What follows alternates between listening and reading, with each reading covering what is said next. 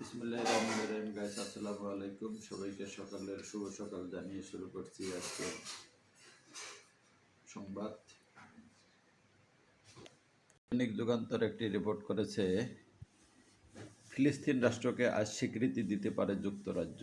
এটি খুবই গুরুত্বপূর্ণ খবর। ফিলিস্তিনকে রাষ্ট্র হিসেবে আজ রবিবার 11 সেপ্টেম্বর স্বীকৃতি দিতে পারে যুক্তরাজ্য। আজ বিকেলের দিকে এ সংক্রান্ত বিবৃতি প্রকাশ করতে পারে দেশটির প্রধানমন্ত্রী কিয়ার স্টারমারের প্রশাসন যে ফিলিস্তিনকে রাষ্ট্রের স্বীকৃতি দেবে সেটা গত জুলাইয়ের ঘোষণা করা হয়েছিল। সে সময় বলা হয়েছিল আগামী সেপ্টেম্বর মাসে এ বিষয়ে আনুষ্ঠানিক ঘোষণা দেওয়া হবে। যুক্তরাজ্য সরকার জানায়, ইসরায়েল যদি ফিলিস্তিনের গাজায় যুদ্ধবিরতি শর্ত পূরণে রাজি না হয় এবং দ্বিরাষ্ট্রভিত্তিক সমাধানের জন্য দীর্ঘমেয়াদী টেকসই শান্তি স্থাপন চুক্তি না করে, তাহলে যুক্তরাজ্য সরকার নিজেদের অবস্থান বদলাবে। ফিলিস্তিনকে রাষ্ট্র হিসেবে স্বীকৃতি দেয়া হবে।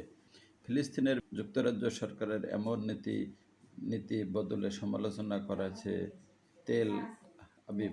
বিষয়টি সমালোচনা করেছে গাজায় জিম্মি থাকা ইসরায়েলিদের পরিবার এবং বেশ কিছু রক্ষণশীল ব্যক্তি। এর আগে সমালোচনা করে ইসরায়েলের প্রধানমন্ত্রী বেনিয়ামিন নেতানিয়াহু বলেছেন, এমন পদক্ষেপ সন্ত্রাসকে পুরস্কৃত করবে। যুক্তরাজ্য ছাড়াও ফিলিস্তিনকে রাষ্ট্র হিসেবে স্বীকৃতি দেওয়ার ঘোষণা দিয়েছে France, Canada, Australia, Portugal, Luxembourg. সেই অনুযায়ী দেশগুলো প্রস্তুতি নিচ্ছে। ধন্যবাদ। এটা মুসলমানদের জন্য খুবই ভালো খবর। ফিলিস্তিন একটি স্বাধীন রাষ্ট্র গঠিত হলে মুসলমানদের বিজয়।